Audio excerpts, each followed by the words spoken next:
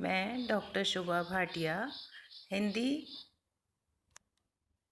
राजकीय महाविद्यालय जमुआ रामगढ़ से द्वितीय वर्ष के द्वितीय प्रश्न पत्र के रूप में आज नाटक के उद्भव एवं विकास की चर्चा करूंगी। हिंदी साहित्य के क्षेत्र में लगभग 5 शताब्दियों से नाटक को हम आधुनिक गद्य के प्रवर्तन में प्रमुख माध्यम के रूप में देखते हैं। यह कुछ विचित्र सा लगता है कि संस्कृत साहित्य में नाटक साहित्य की अतुल संपदा है, किंतु उसकी उत्तराधिकारिणी हिंदी में नाटकों की रचना बहुत बाद में हुई है। सही मायने में तो हिंदी में नाटक 4 दशक बाद ही लिखे गए। भारतेंदु युग से पूर्व तक तो हिंदी नाटक परंपरा का प्रायः लोप हो गया था। अगर हम इनके कारणों को देखते हैं तो ऐसा प्रतीत होता है कि इसका मुख्य कारण यह है कि जिस काल में हिंदी का उदय हुआ और हिंदी विकसित होने लगी, उस काल में मारकाट, लड़ाई, भगदड़, युद्ध होने के कारण रंगमंच पर अभिनय प्रस्तुत करना थोड़ा सा कठिन था और उस समय में रंगमंच की स्थापना और उन्नति की संभावना इन कारणों से बहुत कम थी। मुसलमानी राज्यों में कुछ शांति का समय अवश्य आया, किंतु मूर्ति पूजा तथा नकल के विरोधी होने के कारण मुसलमानी सभ्यता में नाटकों के लिए कोई स्थान नहीं था। इसके अतिरिक्त हिंदी गद्य का रूप भी निश्चित नहीं था। इन सब के अतिरिक्त जीवन में उत्साह की कमी थी, इसलिए भी नाटकीय रचना में कुछ देरी हुई। अंग्रेजी राज्य में जिस रंगमंच की स्थापना हुई वह उर्दू वालों के हाथों में था और राष्ट्रीय जागृति के साथ ही लोगों का ध्यान हिंदी की ओर आकर्षित हुआ और हिंदी में भी नाटक लिखे जाने लगे। हिंदी के प्राचीनतम नाटक मैथिली भाषा में मिलते हैं। विद्यापति के लिखे हुए अनेक नाटकों में से आज गो रक्षा विजय प्राप्त होता है। इस नाटक का गद्य भाग संस्कृत में है और पद्य भाग मैथिली में। विद्यापति की नाटक परंपरा का विकास नेपाली और मैथिली में साथ साथ हुआ। जिस समय मैथिली नाटकों का विकास हो रहा था, उसी समय ब्रज प्रदेश में रासलीला नाटकों का विकास भी हुआ। यह रास भागवत के रस से संबंध है। सर्वप्रथम 16वीं शताब्दी में हित हरिवंश ने राधा कृष्ण के अलौकिक रास को आधार बनाकर कृष्ण रास मंडल की स्थापना की और रासलीला का आयोजन किया। धीरे धीरे रासलीला का क्षेत्र व्यापक होता गया। कवि नंददास ने गोवर्धन लीला और श्याम सगाई लीला की रचना की। ध्रुवदास एवं वृंदावन दास ने भी कई लीलाओं की रचना की। इन्हीं कृष्ण लीलाओं के आधार पर नरसिंह लीला, प्रहलाद लीला और दान लीला आदि की रचना भी हुई। यह तो चर्चा की हमने नाटक के बिल्कुल प्रारंभिक अवस्था की और भारतेंदु के पूर्व के युग में किस तरह से नाटकों का विकास हुआ, इसे हम देखेंगे भारतेंदु पूर्व युग में। हिंदी नाटकों के उद्भव काल को कुछ विद्वानों ने 13वीं सदी माना है। संवत 1299 में उचित में रचित जय सुकुमार रास को एक विद्वान ने हिंदी का प्रथम नाटक माना है, किंतु अन्य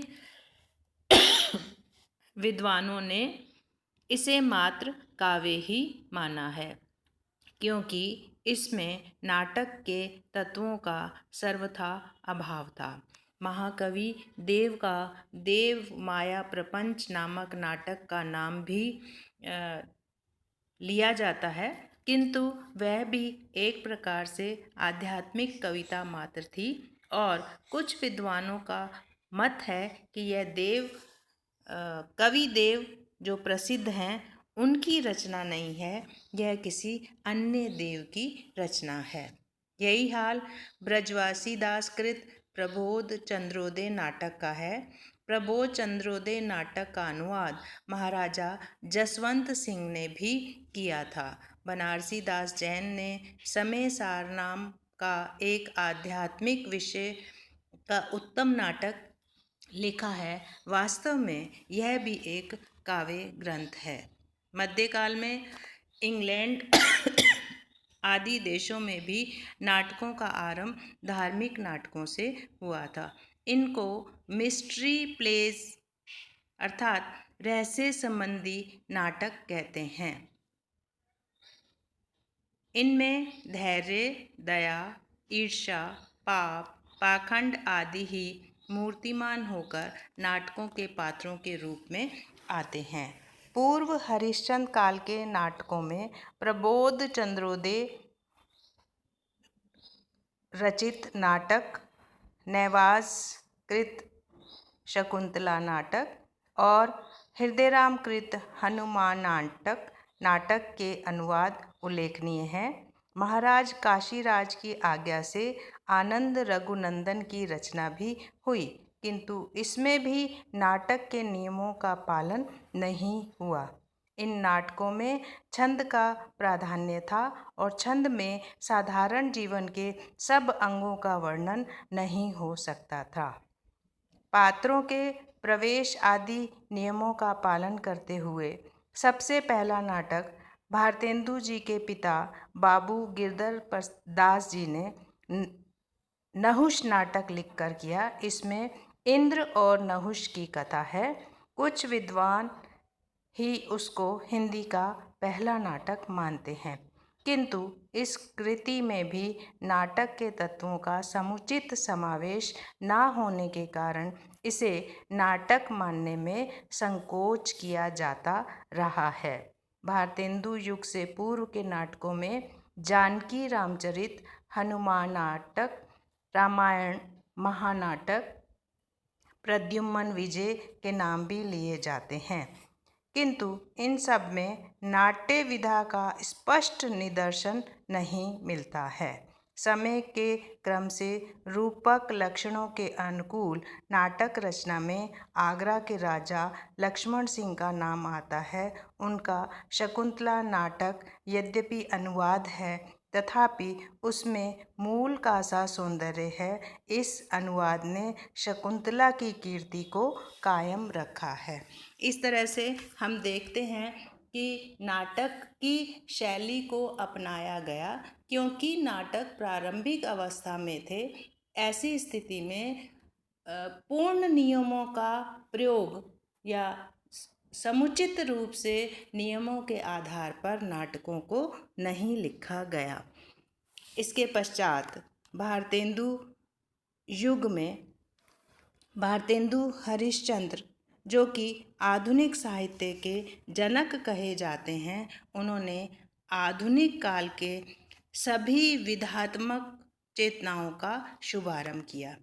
इन विधाओं में स्वयं भारतेंदु ने नाटक को सर्वाधिक महत्व दिया। भारतेंदु जी ने राष्ट्रीय जागरण, सांस्कृतिक, सामाजिक नवोत्थान और साहित्यिक चेतना के प्रचार प्रसार के लिए नाटक को सर्वाधिक सशक्त माध्यम के रूप में स्वीकार किया।